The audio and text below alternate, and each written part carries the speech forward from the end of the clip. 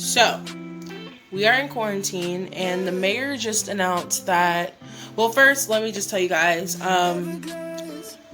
we are in quarantine. You know, the coronavirus is rampaging basically the entire world. And yes, we have reached our peak and we are coming down, which means reopening, which I am very, very happy about, because the first thing I'm going to do is not go to Starbucks.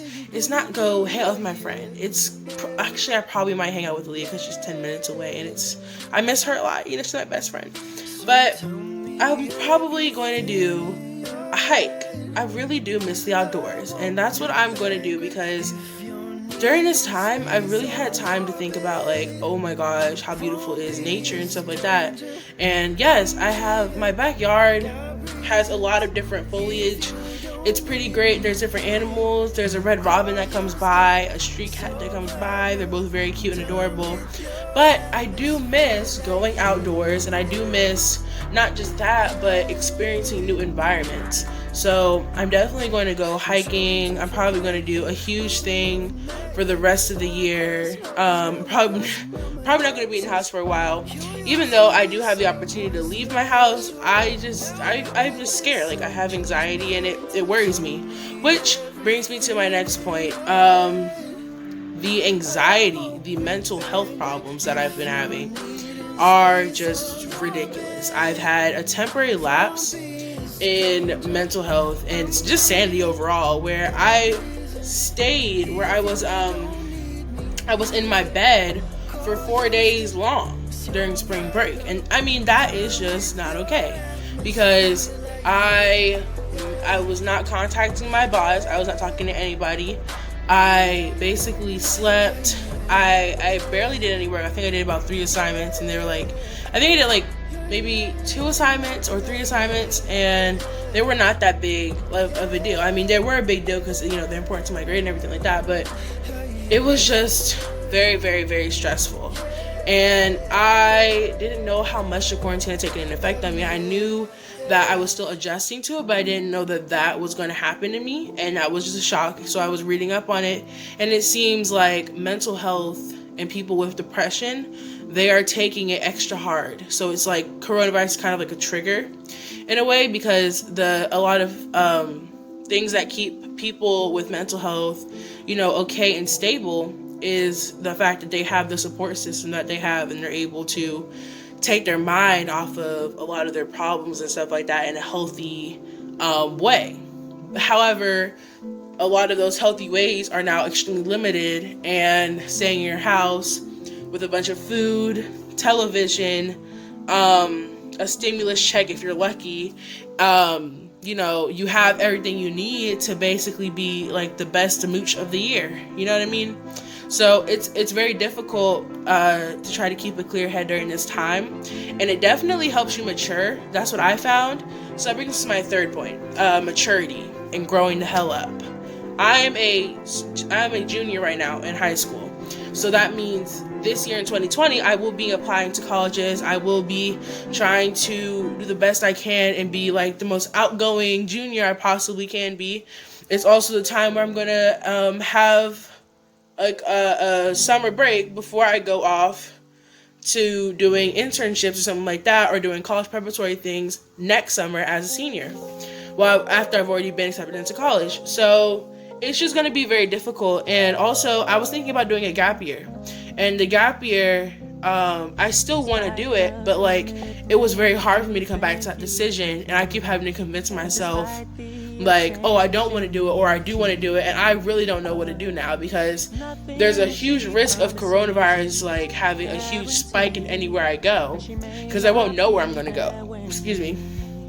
Oh, this is also my fourth point, my gap year, my educational plans for after high school.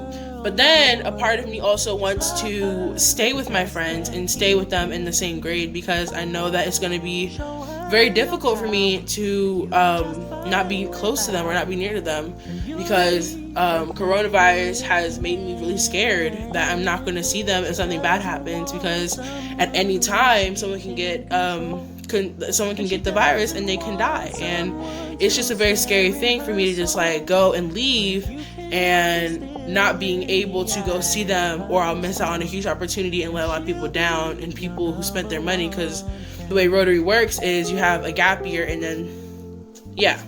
So it's just been such a stressful time, and this brings me to my fifth and final point of my hair. My hair has been a steady source of stability. Hello, alliteration. Anyway, my hair, as you can see, it's in kind of like a kooky hairstyle right now, but it's growing my hair, and I feel like I have the freedom to be able to like go to the store or order online for different hair products and stuff like that, and I can experiment and I can do whatever I want, and I don't have to be afraid to walk outside like this, or I don't have to be afraid to try new things with my hair and different things that may help it or benefit it, but like sabotage my hair because I want to look good in this one area. My hair will look good if I take it out of this, but will my hair be more healthy if I take it out of this? It will not. You know what I'm saying? So I've had more time to really focus on that, and it's made me really happy, because before quarantine I was also really invested in my hair, and now I really get to like have that opportunity to really get into it more and have more explore more possibilities with one of my passions that I had already. Actually, I have one more point, sixth point. It also kind of ties into maturity, because from like now I've really had a lot more time to think about my future and what I actually want to do, because if you think about this, is kind of like a elongated life or death scenario, because we have 2 years to possibly, maybe at the earliest convenience, be able to have limited social interaction and actually go outside and have a semblance of what our life used to be. So seeing that, I'm like, okay, if I'm gonna, do a decision, if I'm gonna do something for the rest of my life, I want to be able to, spend a limited amount of time doing it and still feel happy and feel like I've done something that I'm very proud of. And I don't want to use the word fulfilled, because I feel fulfilled every day of my life, just because I am able to experience the things that life gives me and I give to myself. But so I think that I've been finding a lot of career opportunities that I love, and I've been able to single down all of my passions, and I know for sure what I want to do. I know for sure what I want to study. I know what colleges I want to go to. I know what I have to do to apply.